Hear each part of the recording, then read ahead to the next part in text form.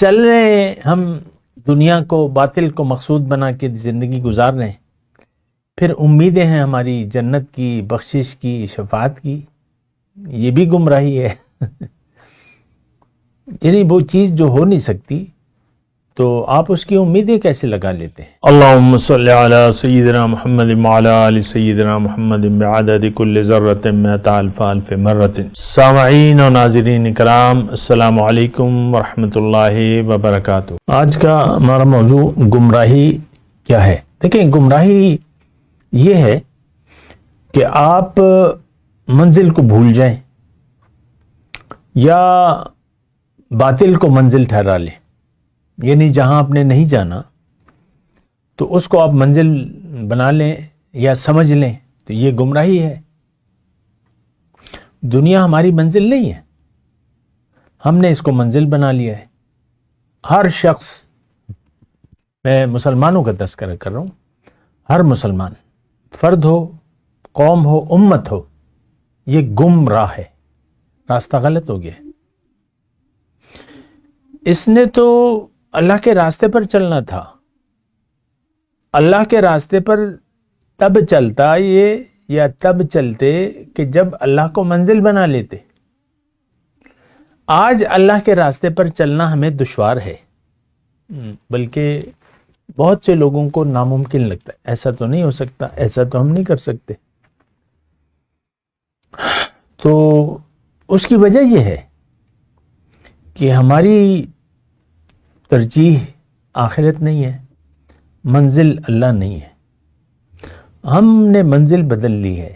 یہ میں الفاظ کہہ رہا ہوں، بڑے ٹھہر ٹھہر کے کہہ رہا ہوں، آپ اس پر غور کریں۔ آج امت مسلمہ کا ہر فرد گمراہ ہے، اس نے دنیا کو منزل بنا لیا ہے۔ دنیا تو آنی جانی چیز ہے، اور دنیا ہاتھ میں تو نہیں آئے گی آپ کے۔ دنیا سے تو آپ کچھ بھی نہیں لے جا سکتے سوائے اعمال کے، وہ اچھے ہوں گے یا برے ہوں گے وہ الگ مسئلہ ہے، لیکن جو آپ کے ساتھ جائے گا وہ آپ کا عمل جائے گا۔ تو اگر آپ سیدھے راستے پر نہیں ہیں تو آپ کا عمل صالح نہیں ہے، بلکہ عمل بد ہے، آپ بدکار ہیں، بدکار۔ یہ میں بعض اوقات الفاظ پہ ٹھہر جاتا ہوں کیونکہ آپ نے بعض الفاظ کا مفہوم محدود کر دیا ہے۔ بدکاری جو ہے ہم عام طور پہ ایک محدود معنی میں لیتے ہیں، نہیں، بد مطلب برا کام، اچھا کام، برا کام۔ تو ایک تو عمل صالح ہے اور ایک عمل سو ہے۔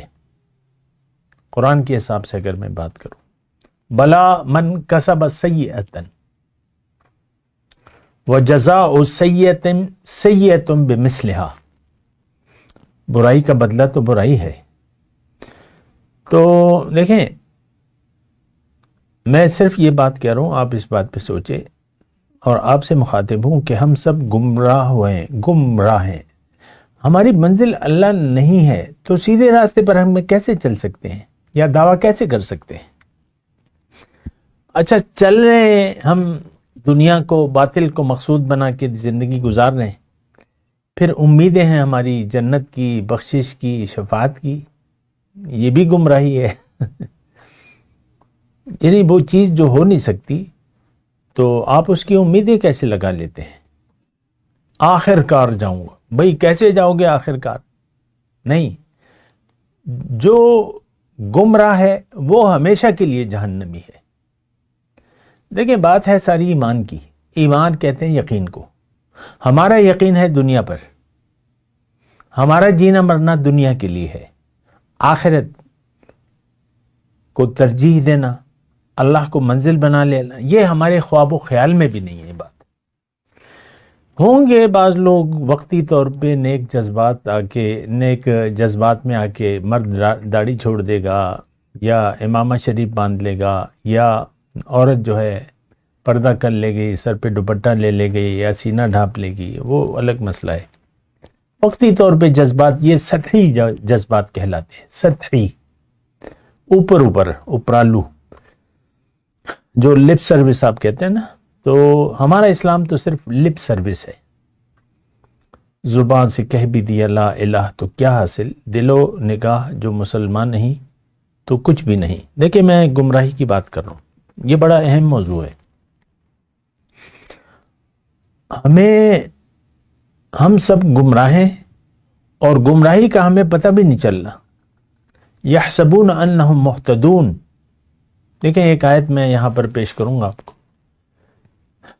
اللہ تعالیٰ نے فرمایا، ورنہ آپ سوچیں گے یہ تو اپنے آپ سے لگا ہوا ہے، اللہ نے قرآن میں فرمایا کہ قل هل ننبئکم بالاخسرین اعمالا، کیا میں تمہیں نہ بتاؤں اے لوگو جو لوگ سب سے زیادہ نقصان میں ہیں۔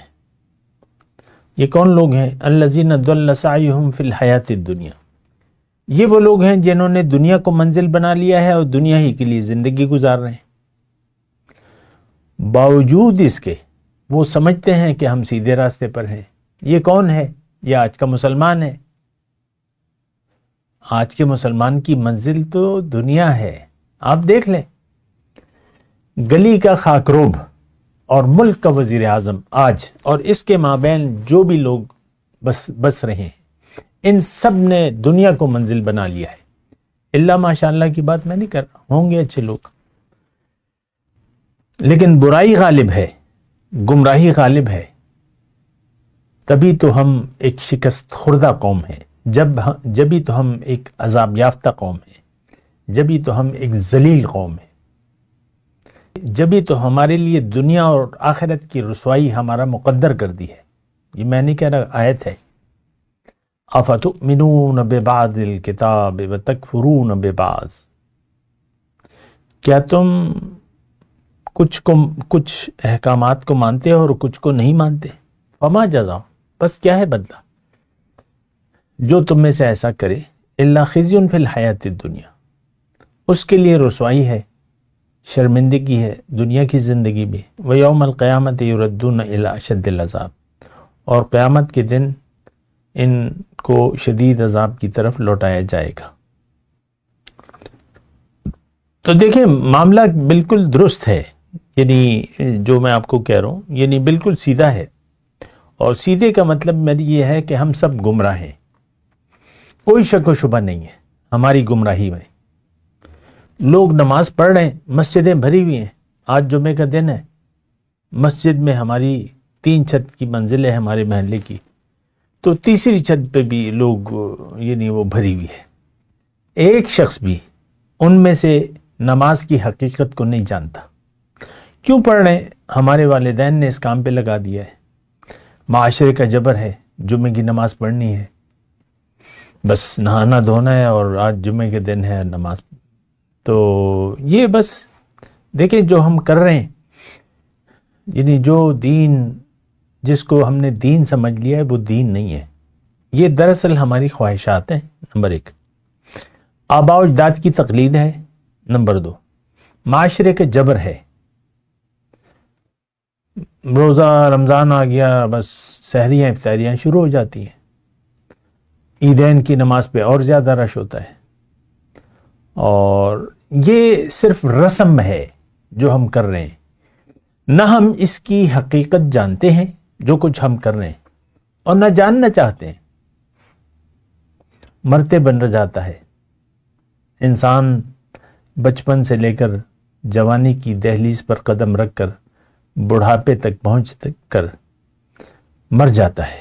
70-80 سال کا آج کا بوڑھا جو ہے وہ دنیا کے خیال میں زندگی گزار رہے ہیں۔ میں تو آپ کو کہہ رہا ہوں کہ آپ اپنے ذہن کو ٹٹولیں، کہاں گھوم پھر رہے ہیں؟ ہمارے خیال میں دنیا بس رہی ہے، بس ختم۔ پھر الگ الگ سطح ہے، ایک بچی کی شادی ہو جاتی ہے تو ساس اس کا مسئلہ ہوتی ہے، جب وہ ساس بن جاتی ہے تو اس کے لیے مسئلہ بہو بن جاتا ہے، اس کو کیسے کنٹرول کروں، کیسے اس کو وہ کروں، کیسے اس کو باتیں سناؤں۔ مردوں کے اپنے مسائل ہیں، تگ و دو ہے معاش کی، پھر میاں بیوی کے جھگڑے آ جاتے ہیں، جو سیٹنگ نہیں ہوتی تو پھر وہ بس ہر روز بدمزگی ہوتی ہے، ہر بات پہ بدمزگی ہوتی ہے، ہوتے ہیں۔